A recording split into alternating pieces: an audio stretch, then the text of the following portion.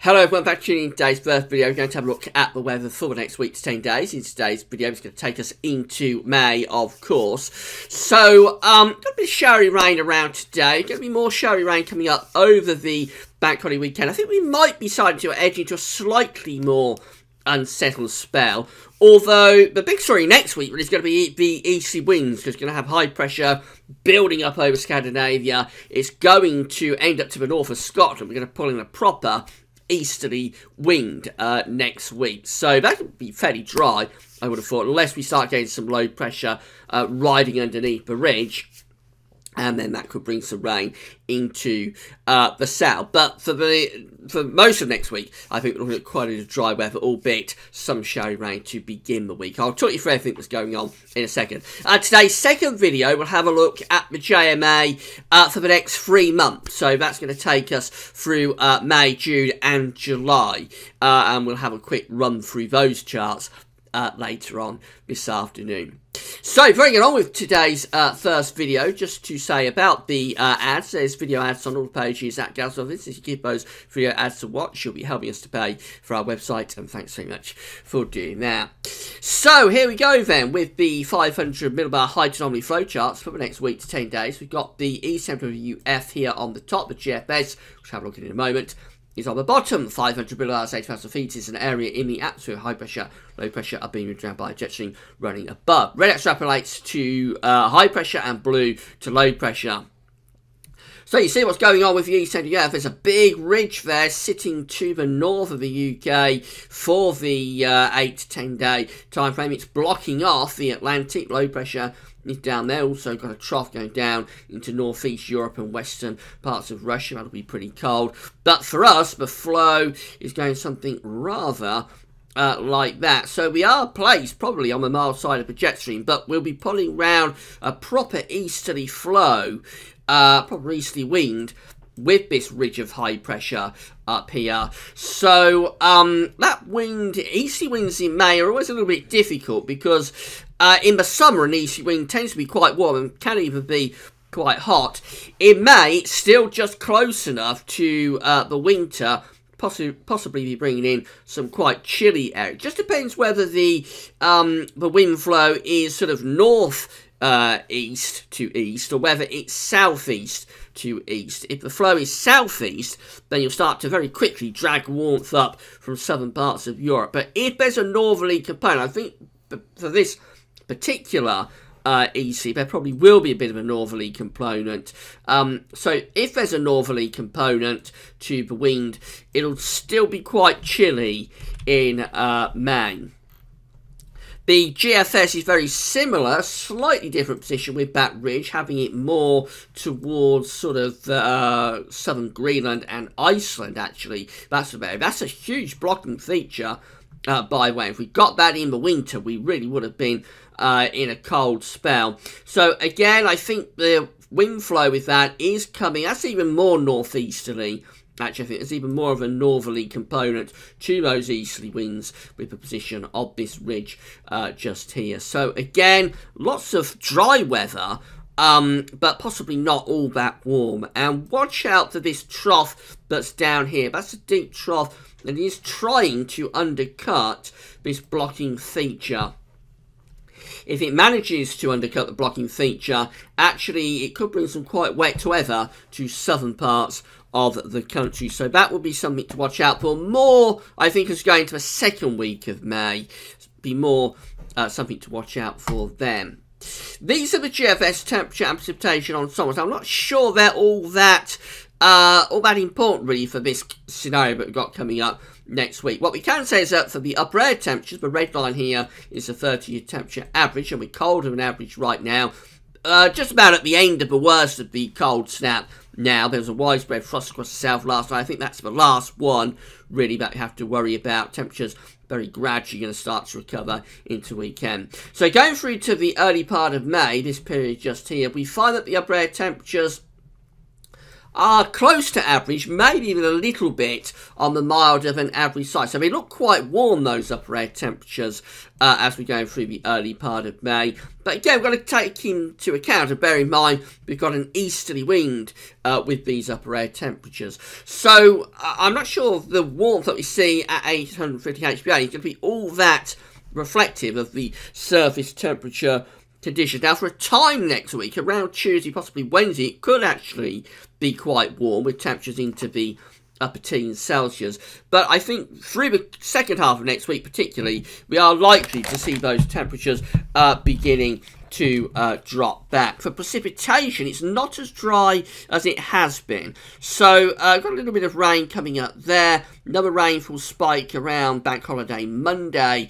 And then after that, although it's not going into a very wet spell at all, it looks quite showery really, I think, as we're going through this early part of May. So that's just telling us there is the risk. This is beyond someone for London. Just telling us there is the risk that we might start to bring some showery rain into the south as low pressure begins to undercut that ridge. That is a possibility, particularly for the second week of May. Temperature anomalies, I've been expecting these to warm up over the course of the week. They're not really warming up. So for temperature anomalies from the 27th of April to the 5th of May, still looking quite cold really for most parts of Europe. It is warmer down in the southeast, but most parts of Europe are coming out colder than average, the British Isles included, for the week ahead with those anomalies. Precipitation anomalies looking rather on the drier side for northern parts of Europe. You can clearly see where that ridge is being centred up here. So much of central southern Europe actually looks a little bit on the wetter side. For the UK, we're close to average to a little bit on the drier side for the week ahead, 27th of April to the 5th of May.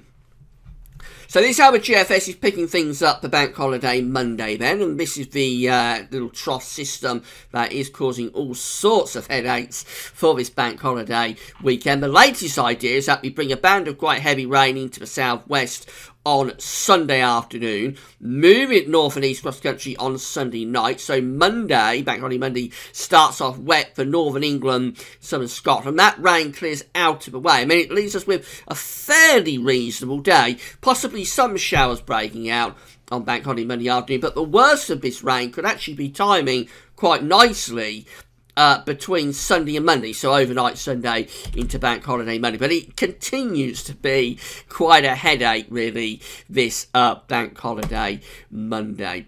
Now, once that low pressure is out of the way, there's the high pressure building up to our northeast just there, so that's taking over the pattern as we go through into Wednesday. Clearly high pressure blocking to the north of Scotland, Scandinavia is dominating the weather. The winds coming in from the east, that's a proper easterly. Follow the ice bars back, the areas originating up here somewhere from the Baltic, so you can see that there's definitely a northeast component to those easterly winds. We aren't bringing the easterly winds up from the south, so it's not doing, say, something like that, which if it was, that could be quite warm. But this one looks like it's going to be more of a northerly component to the easterly wind.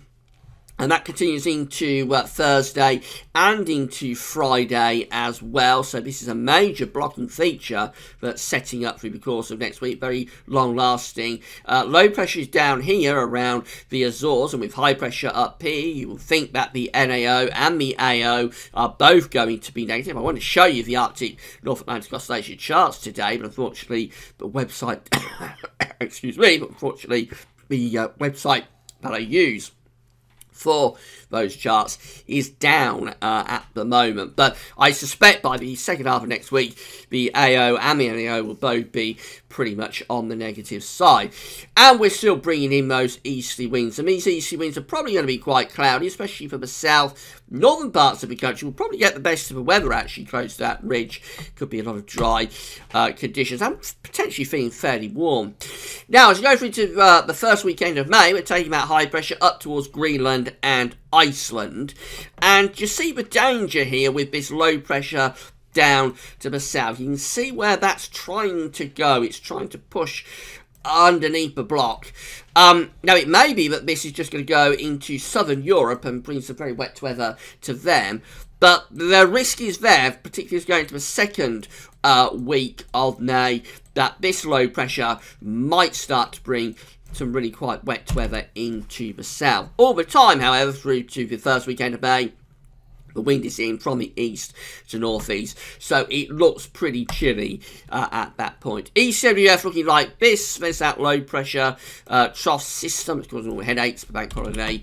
Monday we go through the course of next week, and high pressure takes over the weather. There it is, building up over Scandinavia.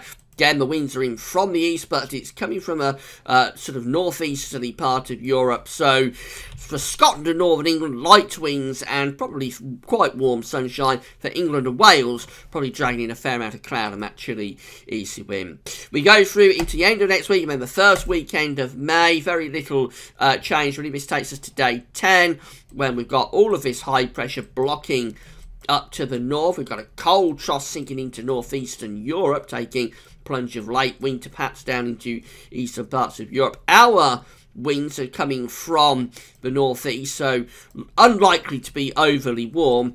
And again, we've got to be watching out for this low pressure through the central part of the Atlantic. If it starts to go there, it'll take quite wet weather to southern Europe. If it starts to go on that sort of track, it could bring wet weather into particularly the south of England and parts of France as well. So, I mean, we're going to be getting these easterly winds, and at one time a few days ago, it looked like they could be quite warm. Now, the temperatures are going to increase compared to where they are, or where they have been this week, so we are going to lose that frost risk, I think. But these easterly winds don't look overly warm. The air's not originating from southern parts of Europe, and they're probably going to be dragging in a fair amount of cloud. Nevertheless, because of the time of the year, the sun is very, very strong. So, and we're close to high pressure, so when the sun comes out, it's probably going to feel warm enough. But just don't be expecting a heat wave with these easterlies. And a fair amount of dry weather as well, I think. Although, by the time you go through the second week of May, we're probably going to be watching out for that low pressure to begin to undercut the block. And this does look like a very persistent blocking of high pressure that's getting going next week. It looks like a real sort of long-lasting block.